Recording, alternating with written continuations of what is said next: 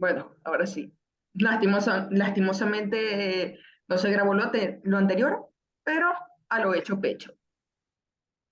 Sí, el asunto de los periodos de hambre y de abundancia, los periodos de proliferación artística y de sequedad artística no quedaron grabados. Me gustó eso, pero bueno, ya lo compondré alguna vez. Seguramente que lo termino escribiendo. Eh, bueno, a ver. También durante este recreo que acabamos de tener, pensé en un poeta como Vicente Gervasi, que es del movimiento siguiente a la generación del 28, ¿no? Eh, Porque en el 28 Gervasi era un niño, bueno, no tanto, pero Gervasi nació en 1912, 14, o sea que todavía estaba comenzando bachillerato cuando aparecieron los del 28, la generación del 28. Entonces se considera un poeta de vanguardia, ¿no? Las vanguardias del siglo XX. Y recordarán que en el manifiesto de La Arborada, que era el periódico, la revista de Gallegos y Planchart y los otros, ¿no? En el primer número, bueno, el único número que salió de La Alborada, eh, estaban muy contentos. Gallegos estaba muy contento con la llegada al poder de Gómez, ¿no? Porque como consideraban todos, con razón, a, a Castro como un dictador horroroso, entonces, bueno, el hecho de que Gómez hubiera atrevido a quitarlo del medio, sin sangre y sin nada, ¿no? Y a pesar de que era su compadre, y a pesar de que los dos habían llegado a instaurar un nuevo gobierno que al principio prometía hacer la liberación. Eh, bueno, entonces los muchachos gallegos y compañía estaban muy contentos cuando fundaron la Alborada, en 1909. Y después, por supuesto, Gómez se encargó personalmente de echar al suelo esas ilusiones. Y después escribieron también alguna proclama en que ya le retiraban el apoyo a Gómez, que era lo único que había que hacer desde el principio, quitarle el apoyo. Entonces, en ese manifiesto que hacen en el primer número y único número de la Alborada, dicen ellos que han decidido abandonar la oscuridad del periodo anterior, que era el 19, ¿no? En que todavía había rastros por ahí del romanticismo, que ustedes saben que sucedió todo de noche. Y hasta los personajes, como el gato negro de Poe, eran oscuros. Y entonces los de la Alborada, con el solo nombre, ya prometen luz de sol. Pero la alborada es el amanecer, ¿no? Los primeros rayos que prometen que el día va a ser resplandeciente. Entonces, eso se manifiesta también en la poesía de estos señores que siempre son como luminosas, ¿no? A pesar de los tiempos oscuros que está viviendo Venezuela. Pero es como la luz de la esperanza, de que siempre hay esperanza de que la cosa va a cambiar, sobre todo si uno se empeña en hacer que cambie. Gervasi viene más tarde y comienza su poema más importante, que es Mi padre, el inmigrante, que quizá deberíamos leer pronto. Comienza ese famosísimo poema, Mi padre, el inmigrante, porque su papá era italiano y él nació en el estado Carabobo. Eh, Comienza diciendo, eh, venimos de la noche y hacia la noche vamos. Es decir, otra vez dejamos la luz atrás y queremos la oscuridad. Y poetas como Elisa Lerner o Antonia Palacios, que también vienen después. Por cierto, Elisa Lerner yo creo que todavía vive, debe tener como 95 años. Eh, y Elisa Lerner, si no vive aún, debe haber muerto hace poco, muy poco, pero no recuerdo noticia de que haya muerto Elisa Lerner. Bueno, estos poetas son los poetas de la oscuridad.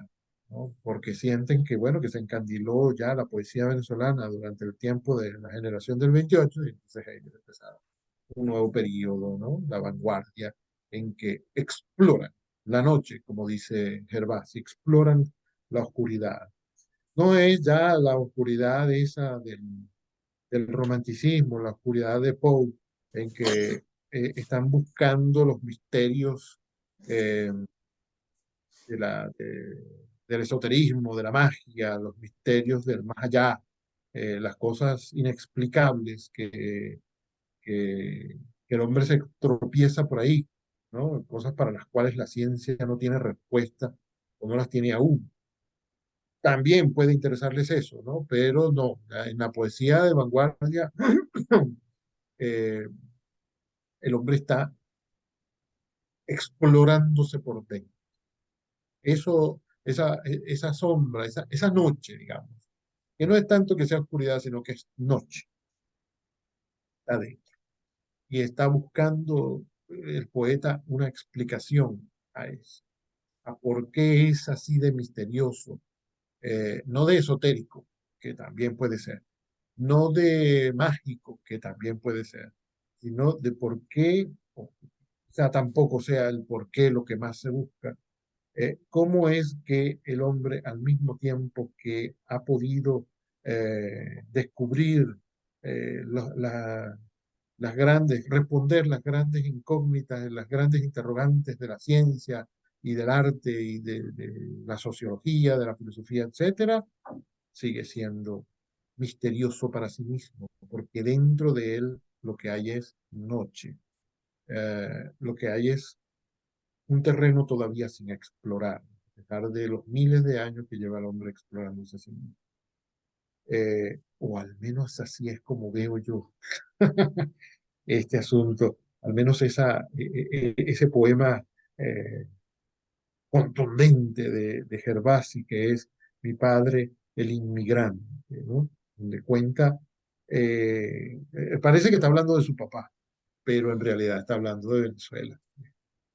Parece que está hablando de su papá y de cómo fue su experiencia como extranjero en Venezuela y como extranjero en un pueblo, no en una gran ciudad. Cómo fue la experiencia de su papá de tener hijos aquí en Venezuela y y de verlos crecer con una cultura diferente a la suya y de cómo por dentro de su padre también se realiza ese misterio que es todo ser humano. Ah, es la materia de estudio de la poesía, ¿no? Y no solo la poesía de ese tiempo, sino de la poesía de todos los tiempos.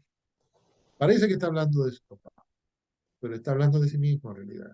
Parece que está hablando de su papá y de sí mismo, pero está hablando de todos. Como somos todos una noche por dentro. Cómo provenimos de un misterio una noche y cómo el misterio hacia el cual nos dirigimos es también una noche. De la noche venimos y hacia la noche va. ¿De dónde viene el hombre? Eso no se sabe con toda certeza. ¿Y para dónde va el hombre? Y sabe uno cómo es eso después, ¿no? Por más que haya habido quien haya escrito sobre eso, todavía no lo sabemos, ¿no? Ah, oye, qué bueno que esto sí quedó grabado. A ver, Peña, ¿qué ibas a decir? No iba a decir nada. Muy bien.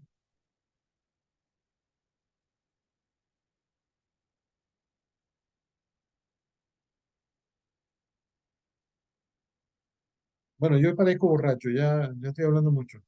No, profesor, por favor, no diga esas cosas. Está bien, en el futuro no las diré. Ah, Diré que quizá parezco un filósofo. Diré está filosofando. como decía el narrador de Pinocho, del Pinocho de la novela, ¿no? La novela original que escribió Carlo Collodi.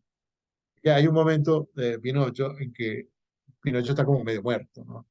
Entonces hay unos animales que lo encuentran y lo llevan a un lugar, ya no recuerdo con toda certeza si habrá sido a una casa, una jaula, no sé a dónde lo llevaron, pero entonces llamaron a los médicos, que eran animales también. Había como un samuro, que era un médico, era otro, que era un perro, no sé. Y, Y entonces lo examinan y después vienen los amigos de Pinocho y les preguntan a los médicos, a ver, y entonces, ¿qué le pasa a Pinocho? ¿Está vivo o está muerto? Porque ellos no sabían identificar si estaba vivo o estaba muerto. ¿Cómo lo van a identificar? Un muñeco de madera, ¿no? Un muñeco de madera que al mismo tiempo tiene movimiento y voz y todo, y piensa, etcétera. Eh, pero bueno, está desmayado, es un muñeco. Entonces habla uno de los médicos y dice, caramba, por la examen que acabo de realizar sobre el paciente, eh, tengo suficiente evidencia para afirmar que si el paciente no está muerto, es altamente probable que aún viva. ¿Qué piensa usted, doctor fulano? ¿No? El otro médico. El otro médico dice, yo por mi lado, yo por el contrario, doctor, pienso que basándome en la observación que acabo de realizar, eh, si el paciente no está suficientemente vivo, entonces muy probablemente estará muerto. Y ese es el diagnóstico. El diagnóstico que le dan a los amigos de Pinocho que lo llevan para que lo examinen, ¿no? Eh, yo le leía eso a mi hija hace unos años, todavía estábamos en Venezuela, y ella se moría de la risa, se retorcía de cómo se reía, ¿no? Estaba pequeñita. Eh, y ahora no recuerdo porque estoy contando esa escena de Pinocho. Por lo que estaba diciendo de filosofar, pero está bien Ah, de que exactamente. filosofe, está bien de Sí, que filosofe, porque exactamente, aquí no es sí. un crimen el hablar de más. Exactamente, sí. Pero es que hablar de más es tan fácil, ¿no? Lo difícil es callar. Mira, sí, sí, me acordé de Pinocho porque quería decir que según la evidencia, si no soy un borracho, es probable que sea un filósofo. Y según la evidencia también, si no soy filósofo, que eso es lo que yo creo que no soy, bueno, entonces seguramente seré un borracho. Ojalá que no sea un borracho de esquina. Lo que sí sabemos es que está borracho, pero de la buena bebida. Eso es algo que hay que tener en claro por la reflexión que nos dio de ¿era esos dos primeros versos o el primer verso de Mi padre el inmigrante? No recuerdo bien. Deben ser los dos primeros versos. Los dos primeros versos. Sí, por eso es que llevo tanto tiempo sin leerlo, que por eso no Ajá. recuerdo. Pero sí, también pienso, acoto, con la reflexión que usted dio de la noche, no solo puede ser que sea la noche humana, ese misterio del conocerse, de saber de uno mismo, pero también puede ser la incertidumbre, exacto, de lo que nos puede deparar de ese viaje que es la vida. Porque de cierto modo también la vida puede ser una noche por todos lados. Nunca sabemos, Sí, algunas veces ni sabemos dónde estamos parados. ajá.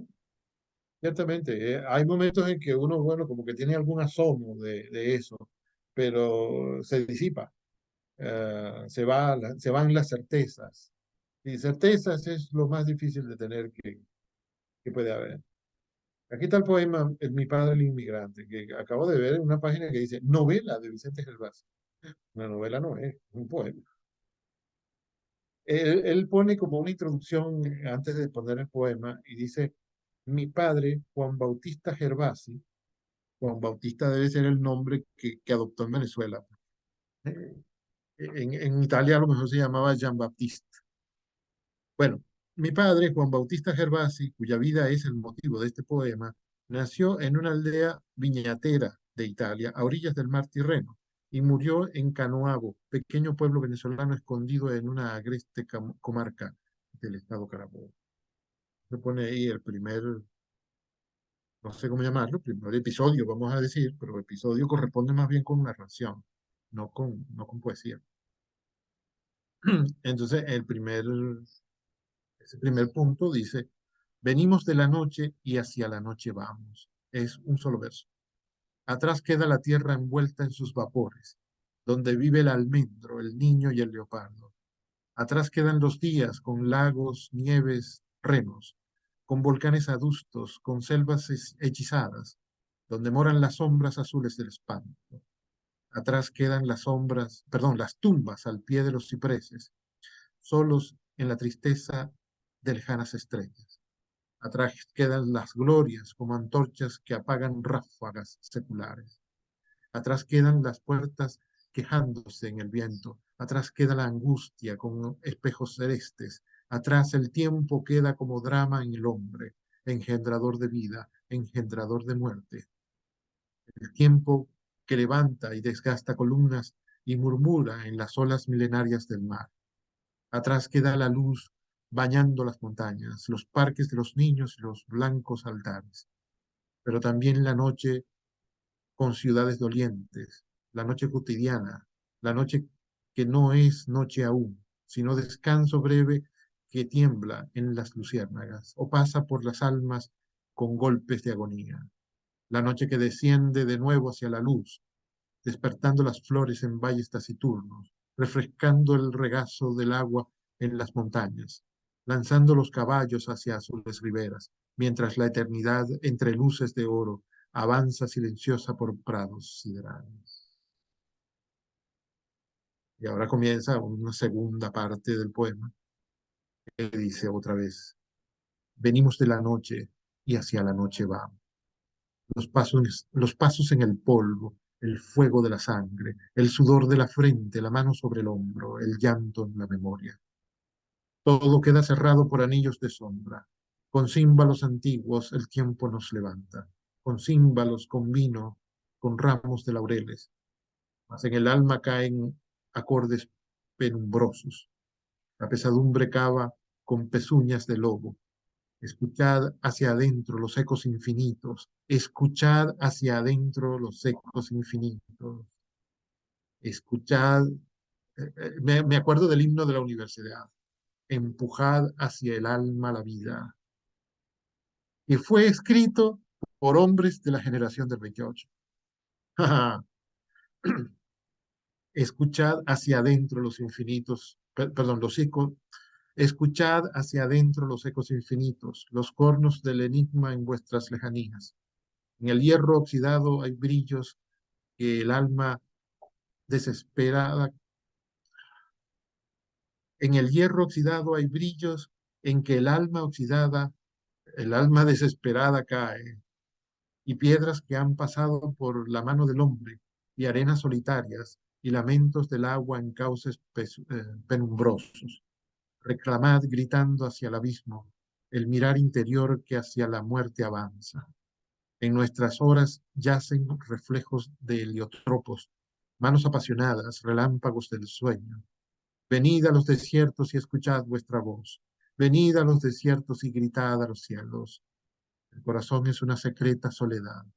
Solo el amor descansa entre dos manos y baja en la simiente con un rumor oscuro, un rumor oscuro, como torrente negro, como aerolito azul, con temblor de luciérnagas volando en un espejo y con gritos de bestias que se rompen las venas en las calientes noches de insomnes soledades. Mas la simiente trae a la visible e invisible muerte. Llamad, llamad, llamad vuestro rostro perdido en orillas de la gran sombra. Es muy largo como porque lo leamos ahora, pero fíjense cómo todo tiende a la oscuridad, o todo viene de la oscuridad. Él dice, atrás queda la luz, atrás queda todo aquello que da como luz, pero dice después, queda también la oscuridad. Y todo lo que describe va dirigiéndose hacia la noche de la muerte, hacia la gran sombra, que es como termina esta segunda parte, digamos.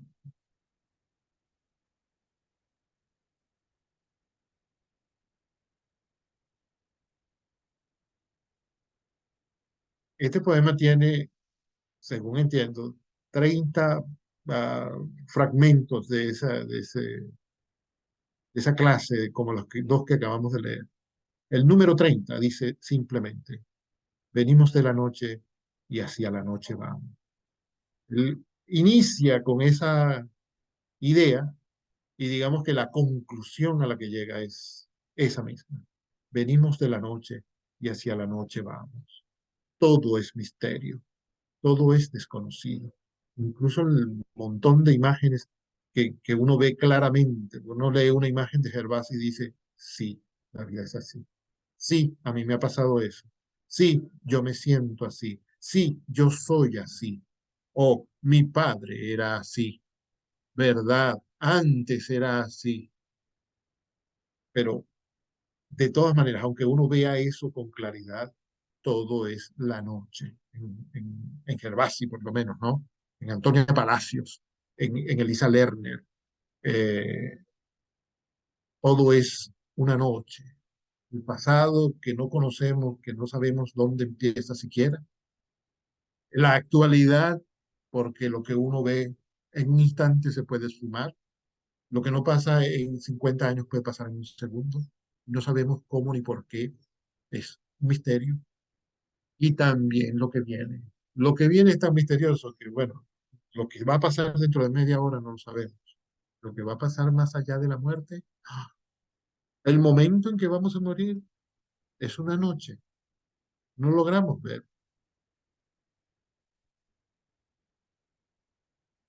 Bueno, ¿alguien tiene algún comentario sobre Gervasi? Gervasi es un poeta extraordinario, ¿saben?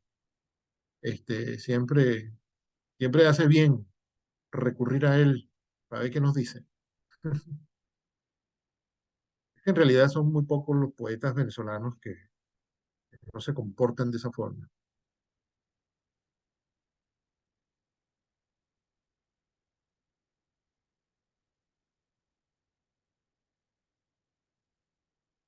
A ver, chicas, no me dejen solo, díganme algo. Tengo que buscar la versión terminada de Barrabás, el cuento de Uslar Pietri, para enviárselo a ustedes, porque esta versión que leí vi que le faltan unas cosas, ¿no? Eh, Algunas palabras le faltan tilde, otras le faltan la coma, algunas palabras están juntas. Por ejemplo, me acuerdo de un momento en que decía ya, pero resulta que si se separa la Y de la I, dice IA. Entonces, tengo que buscar la versión definitiva.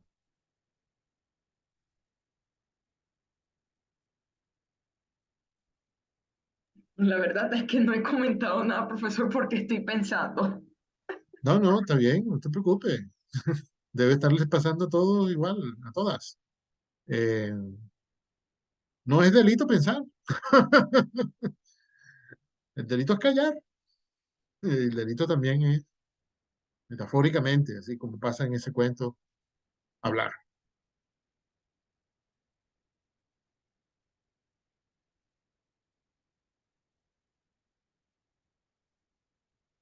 Bueno, no sé, quizás entonces podemos prepararnos para la despedida. Faltan 7 minutos y medio y no hay más comentarios. Eh, no sé qué me decía yo ayer sobre, eh, ¿qué era? Sobre uno de los movimientos. Eh, antes de Válvula. Válvula era la revista de Oslar Pietri. Bien, publicó un solo número y la escribía con B minúscula, ¿no? Ese también es señal de esa especie de rebeldía con que nacen siempre estos movimientos. Y no me acuerdo qué era lo que iba a decir de Válvula o de... Ah, era eso, que a pesar de la fama de derechista de Urla Pietri, miren cómo también tiene sus notas de rebeldía por ejemplo, en el nombre de la revista que él y su grupo, porque no era él solo, querían escribir con B minúscula siempre, ¿no? Una señal de ir hacia adelante.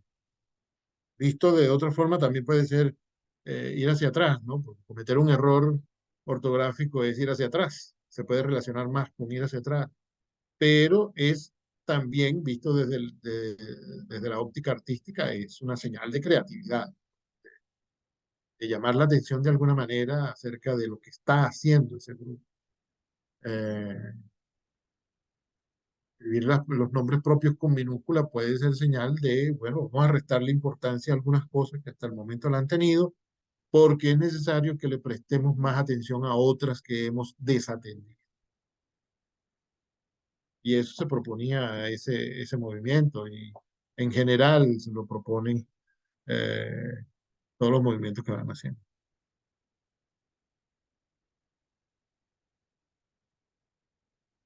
De todos modos, profesor, ahorita que usted mencionó válvula, también, y con respecto a que nos va a buscar la versión definitiva de Barrabás, también sería bueno que, si es posible, que también nos mande textos de los autores, por ejemplo, del Techo de la Ballena Sí. o Trópico uno, para así empecemos a conocerlos en los casos de algunas de nosotras que apenas con esta clase es que sabíamos que ellos existían.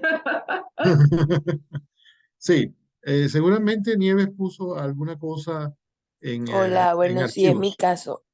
No había querido hablar porque ando un poquito enferma. Bueno, profe, me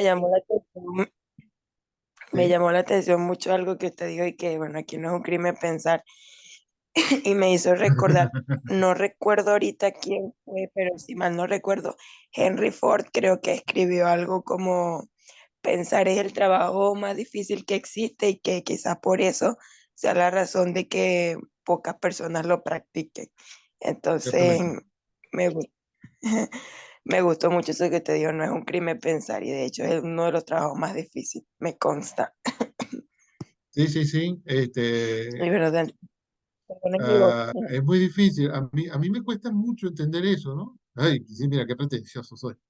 Pero es que una vez estaba viendo una película, una serie, no sé, chilena. eh, y entonces había un personaje que era muy divertido, pero siempre decía unas tonterías muy grandes, ¿no? Solo decía tonterías.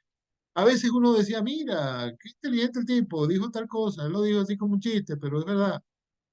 Pero hay una escena que yo recuerdo en que le llaman la atención, a alguien que le tiene cariño, le llama la atención acerca de que él no estudia, eh, no dura nada en los trabajos, solo quiere andar de fiesta y todo esto, ¿no?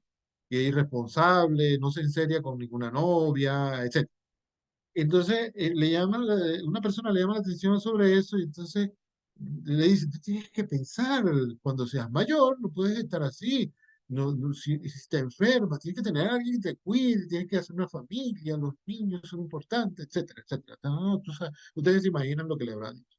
Y entonces él, hay un momento que se levanta, o está sentado y se agarra la cabeza, se pone las manos en la cabeza y dice, no me sigas hablando, no me sigas hablando, siento que la cabeza se me pone caliente, no, no, pensar, no, yo no quiero pensar, es muy difícil. Y eso, yo me decía, Dios mío, el actor era magnífico, ¿no? E hizo que yo me dijera, está costando trabajo pensar. Esta persona lo puso a pensar y eso le trae dolor.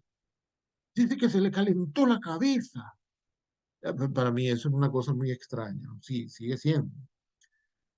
Pero bueno, increíblemente hay gente a la que le cuesta tanto que prefiere pasarse el día y la vida entera sin hacerlo. Y eso es gravísimo. Perdón. Eso es gravísimo porque para las más mínimas cosas que uno hace en la vida necesita reflexionar un poquito al menos, ¿no? Tiene que decir, bueno, a ver si me meto por esta calle, no, por aquí voy a tener que pasar por tal lugar y entonces quizá me quede, no, yo voy apurado, no me voy por aquí. El semáforo está en rojo, ¿no?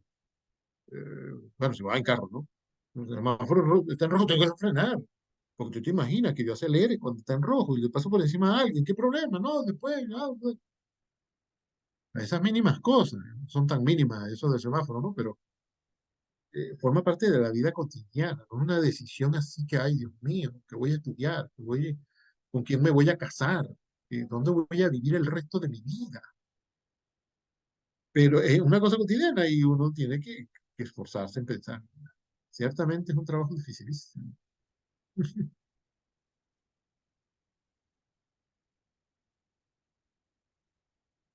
Pero también agradezca, profesor, que no estamos en Oceanía. Así que sí, con total plenitud es un acto justo el pensar. Ay, no, no entiendo lo de Oceanía. ¿Cómo que no estamos en Lo de Oceanía? ¿Qué significa eso? la obra 1984 de George Orwell. Ah, muy bien, ok, claro, claro, claro. Sí, fíjate, también ahí, falta menos de un minuto, seguiré. en el grupo, ahí había un grupo inmenso, la inmensa mayoría, casi todos los pobladores de ese lugar, vivían ciertamente sin utilizar la mente, que no el cerebro, sino la mente, la reflexión, la capacidad de pensar. Sí, sí, muy bien, buen ejemplo, muchas gracias.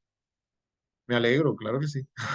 Sí, lo quería mencionar, pero quise darle la palabra a Mari. Ay, perdón. No, no, no, no, no.